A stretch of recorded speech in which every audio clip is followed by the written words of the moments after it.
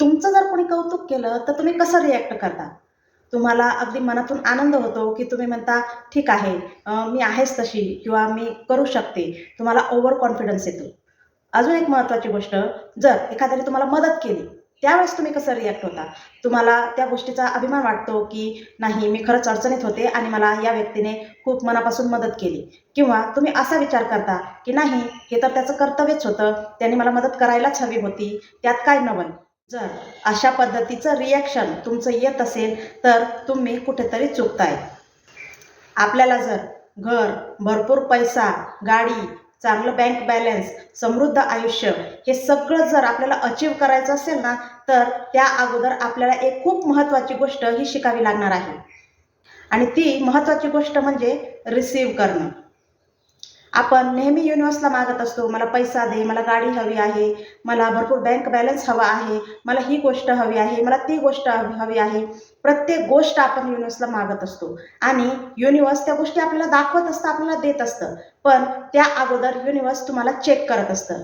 ते अशा पद्धतीने की तुम्हाला जर एखादी वस्तू दिली, तर तुम्ही त्यावर कसं रिॲक्ट करता किंवा तुम्ही कशा पद्धतीने रिसीव्ह करता.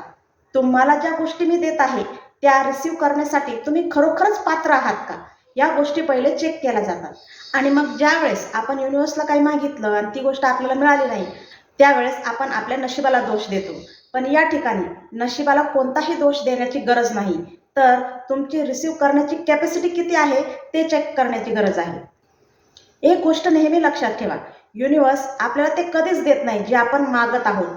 युनिव्हर्स आपल्याला ती गोष्ट देतं ज्यासाठी आपण पात्र आहोत, जसे आपण स्वतः आहोत.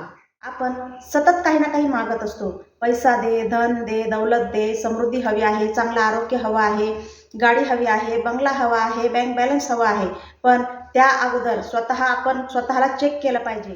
तुम्ही जर आपल्यामध्ये असणारी उदारता किंवा कृतज्ञता ही कशा पद्धतीने ॲक्सेप्ट करताय, कशा पद्धतीने रिसीव्ह करताय, हे खूप महत्त्वाचं आहे.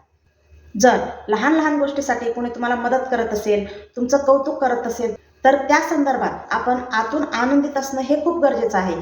कुठेतरी ह्या गोष्टी आपल्या लाईफवर इम्पॅक्ट करत असतात. कुठेतरी या गोष्टींचा परिणाम हे आपलं धन म्हणा, पैसा म्हणा, समृद्धी यावरती होत असतो. ज्यावेळेस आपण छोट्या-छोट्या गोष्टी आनंदाने रिसीव्ह करायला शिकतो, त्यावेळेस कुदरत तुम्हाला मोठमोठ्या आणि तुम्हाला हव्या असणाऱ्या गोष्टी तुमच्यापर्यंत आणून पोहोचत असतं.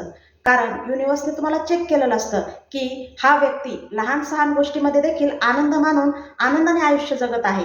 मग त्यावेळेस तुम्हाला हव्या त्या गोष्टी युनिव्हर्स एखादं तुम्ही ऑर्डर केलंय आणि ती ऑर्डर तुम्हाला लगेच मिळाली. अशा पद्धतीने ज्यावेळेस तुम्ही आनंदित होता, त्या पद्धतीने युनिव्हर्स तुमच्यापुढे आणून ठेवत असतं. आपल्याला आपलं जे पॅटर्न आहे ना, ते पॅटर्न ओळखायला शिकावं लागणार आहे, की एखादी वस्तू जर आपल्याला मिळाली, तर आपण रिॲक्ट कसं होतो, हे अगोदर आपण ओळखायला शिकलं पाहिजे. आपण आनंदी होतो, की आपण म्हणतो ठीक आहे, मला एवढंच मिळालं, यापेक्षा अधिकची मी अपेक्षा करते. जर या पद्धतीचं पॅटर्न आपलं असेल, तर आपल्या आयुष्यात गोष्टी पण त्या पॅटर्ननीच येणार.